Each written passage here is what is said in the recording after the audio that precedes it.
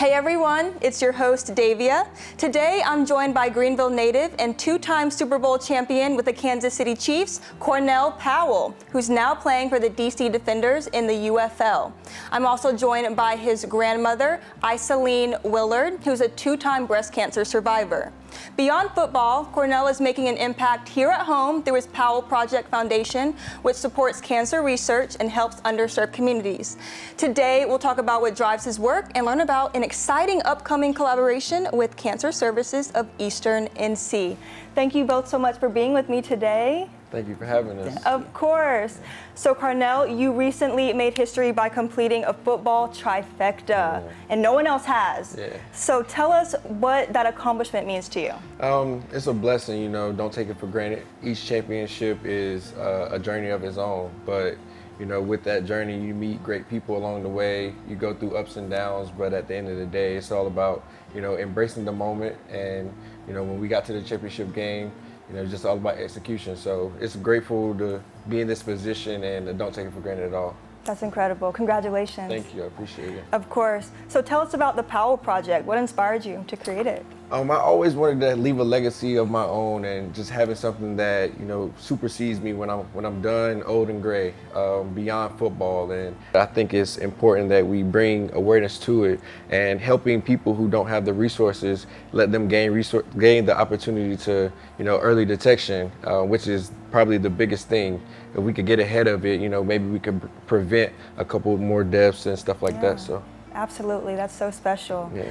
Yeah, I would love to hear your story, Iciline. Can you tell us about your breast cancer story? August of 2006, I was diagnosed with breast cancer. And like I always tell everybody, the C word scares everybody. It just scares everybody because so many people have died from cancer. Yeah. I'm still here. Mm-hmm. Yes. I'm still here. I'm blessed. Absolutely. I went through chemo and radiation, and I had no problem. I worked the whole time, and I'm just so blessed. I'm just so blessed to be here. Right. That's so special. It's a blessing. It is a blessing. Absolutely. And early detection is the key. Yes. That's why it's important to go to the doctor and get your checkup. It's very important, Yeah. and I had Yeah. a very, very, very good doctor. That's great. That's wonderful. Yes. That's so wonderful. Thank you Yes. for sharing that. And so you've mentioned partnering with the Cancer Services of Eastern NC with their Mission in Motion program, which brings mobile mammography services to rural areas. So what do you hope that collaboration would bring to Eastern North Carolina? I wanted to bring that here, and I hope that it allows women to be able to get that early detection that they deserve. Maybe they don't have the insurance or the resources or whatever the case may be to help get ahead of breast cancer, so, you know, they don't have to go through the struggles that my grandmother or other people went through. Great. So where can our viewers go to just learn more and keep up with everything you're doing? So we're on all social media platforms, the Powell Project, and then you can come to our website. It's cpowellproject.org. Awesome. Great. Well, thank you both so much for sharing. Thank you for having us. Of course. Yeah.